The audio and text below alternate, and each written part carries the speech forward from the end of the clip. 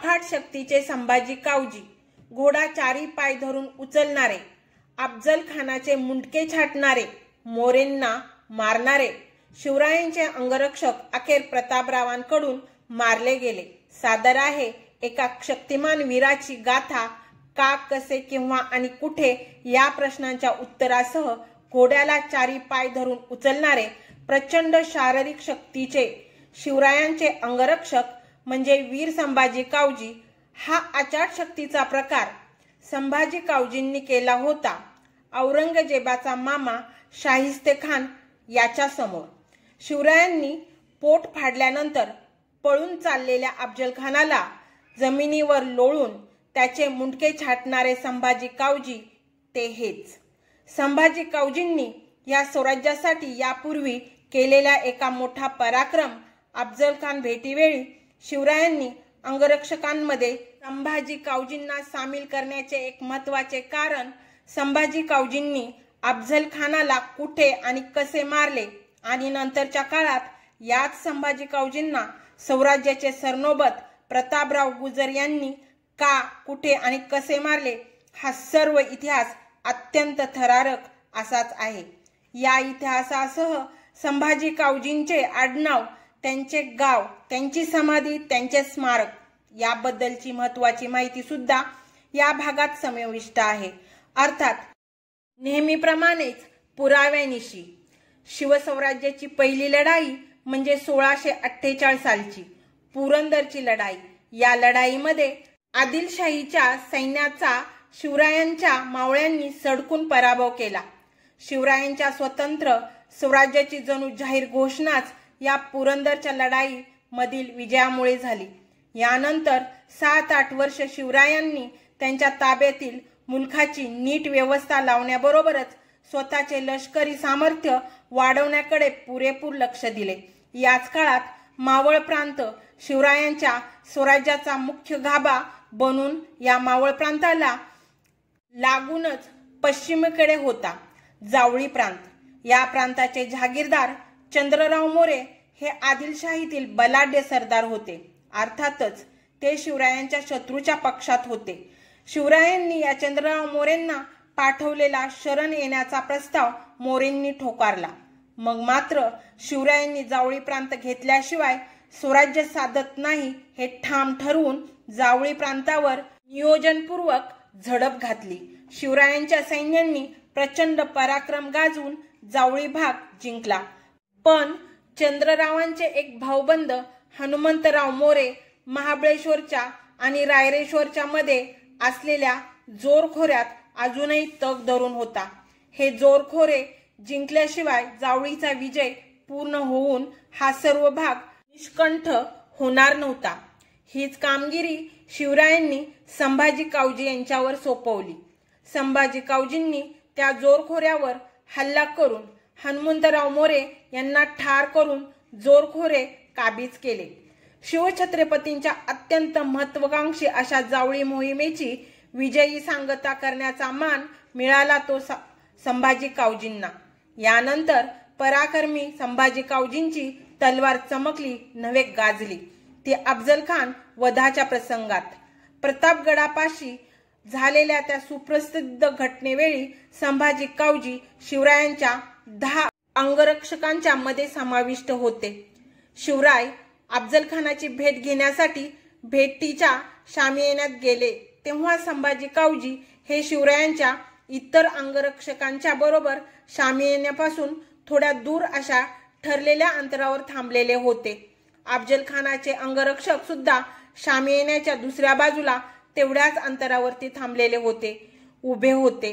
अफजल खान ज्या पालखीमधून शामियान्यापाशी आला होता ती पालखी आणि त्या पालखीचे भोई शामियान्याबाहेरच थोड्या अंतरावर उभे होते.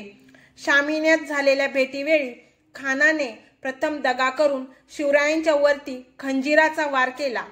शिवरायांनी तात्काळ खानाच्या पोटात वाघनख्याचा आणि बिछव्याचा वार करून फाडले. खानाचा कोथळा बाहेर आला. खान वेदनेने ओरडताच खानाचा वकील कृष्णाजी भास्कर याने शिवरायांच्या डोक्यावर तलवारीचा वार केला. हा वार शिवरायांनी हुकून कृष्णाजी भास्करला पट्ट्याच्या एकाच घावात ठार केले. खानाचा आरडाओरडा आणि शामियान्यामधील खणाखणी ऐकून खानाचा अंगरक्षक बडा सय्यद उर्फ सय्यद बंडा शामियान्यात घुसला. त्याच्या मागोमाग त्याच्यावर लक्ष ठेवून असलेले शिवरायांचे अंगरक्षक जीवा महाले हे देखील धावले. कृष्णाजी भास्करला शिवरायांनी मारेपर्यंत सय्यद बंडा शिवरायांच्यावर पाठीमागून वार करायला झेपावला. पण नेमके याच वेळी जीवा महालेने विजेच्या वेगाने पट्ट्याचा वार करून सय्यद बंडाचा हात हवेतच छाटला आणि दुसऱ्या वाराने सय्यद बंडाला ठार केले. शामियान्यामधील या जीवघेण्या धुमचक्रीचा, घाई गडबडीचा आणि गोंधळाचा फायदा घेऊन जखमी झालेला अफजल खान दोन्ही हातांनी पोटातून बाहेर पडणारी स्वतःची आतडी सावरत शामियान्याच्या बाहेर निसटला. शामियान्याच्या बाहेर येऊन खान झपाट्याने जाऊन त्याच्या त्या पालखीत बसला आणि त्याने पालखीच्या भुयांना पालखी तिथून वेगाने पळवायला सांगितली. इतक्यात शिवराय शामियान्याच्या बाहेर आले. खान पालखीमधून अशा प्रकारे पळून चाललेला पाहताच शिवरायांनी संभाजी कावजींना हुकूम सोडला, संभ्या धाव, त्या वैऱ्याला जाऊ देऊ नको, त्याचे मुंडके काप. हा हुकूम कानी पडताच शिवरायांच्या अंगरक्षकाच्या तुकडीमधून संभाजी कावजी नावाचा भाला खानाकडे झेपावला. सुसाट सुटला. खानाची पालखी गाठून संभाजी कावजींनी ते पळणाऱ्या भुयांच्या पायाच्या धोंडेशिरा सफाईनं कापल्या. पाय निकामी होताच भुयांच्या हातून पालखी जमिनीवर पडून कलंडली. अफजल खान त्या पालखीतून जमिनीवर पडला, पण त्याला उठायची सुद्धा संधी न देता संभाजी कावजींनी तलवारीच्या घावाने खानाचे मुंडके धडा वेगळे केले. खानाचे ते कापलेले मुंडके केसांना धरून हातामध्ये घेऊन संभाजी कावजी तसेच महाराजांकडे धावत परत आले. हा सर्व प्रकार घडतो आहे तोच खानाचे अंगरक्षक अत्यंत वेगाने शिवरायांच्या वर चालून आले. शिवरायांचे अंगरक्षक सुद्धा अतिशय वेगाने शिवरायांच्या रक्षणासाठी धावले. या जीवघेण्या धुमचक्रीत स्वतः शिवराय त्यांच्या अंगरक्षकांच्या बरोबर दोन्ही हातात शस्त्रे घेऊन लढले. थोड्याच वेळात खानाचे सर्व अंगरक्षक शिवरायांच्या अंगरक्षकांनी ठार केले. पण या धुमचक्रीत मध्ये शिवरायांच्या अंगरक्षकांच्या पैकी एकही जण धारातीर्थी पडला नाही. सर्वजण सुखरूप राहिले. खानाचे ते कापलेले मुंडके घेऊन शिवरायांच्यासह ते सर्व अंगरक्षक झपाट्याने प्रतापगडावर पोहोचले. गडावरून तोफांचा इशारा झाला आणि त्यानंतर झालेल्या भयंकर रणधुमाळीत खानाचे सर्व लष्कर मराठ्यांनी कत्तल करून टाकले.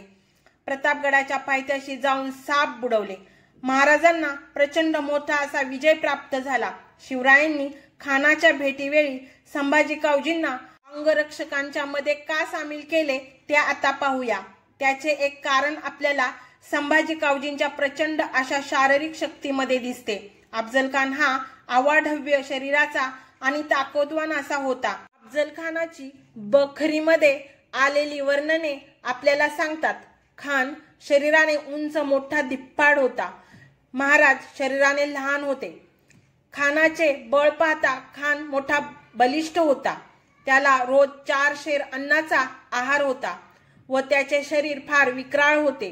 अशा धिप्पाड आणि मजबूत शरीराच्या अफजल खानाला भिडायला यदा कदाचित असा प्रसंग आला तर त्याच्यासारखाच ताकदवार अवश्य होता.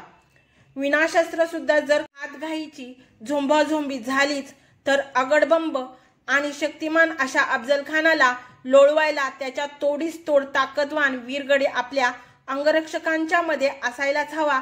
हे शिवरायांच्या दूरदृष्टीचे नियोजन आपल्याला यामध्ये दिसते. झालेही तसेच. शिवरायांनी कृष्णाजी भास्करला मारला.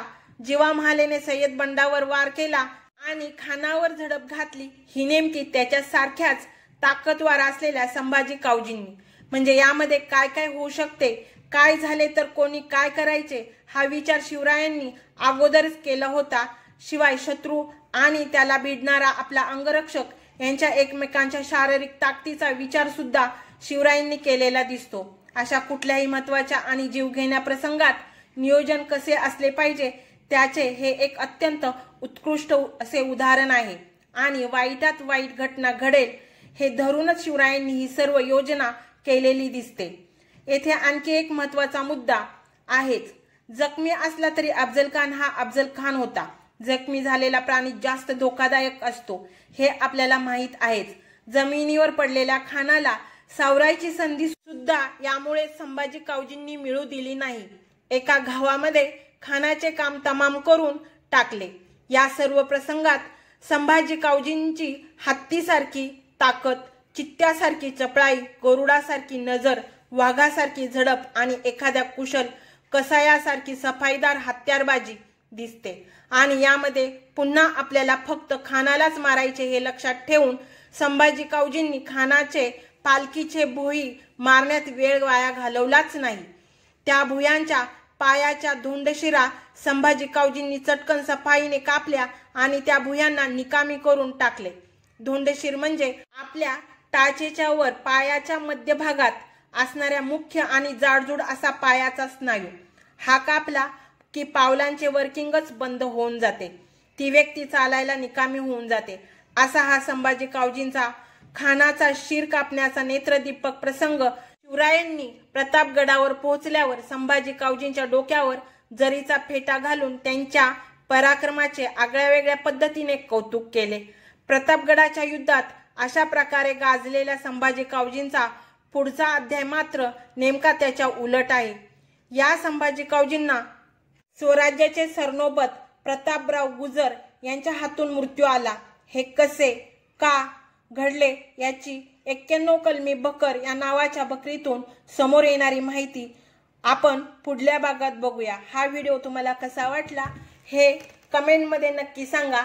लाईक, शेअर, सबस्क्राईब करा आणि बेल आयकॉनचे बटन देखील प्रेस करा. पुढच्या भागामध्ये तुम्ही पाहणार आहात संभाजी कावजींना का व कसे मारले. जय शिवराय.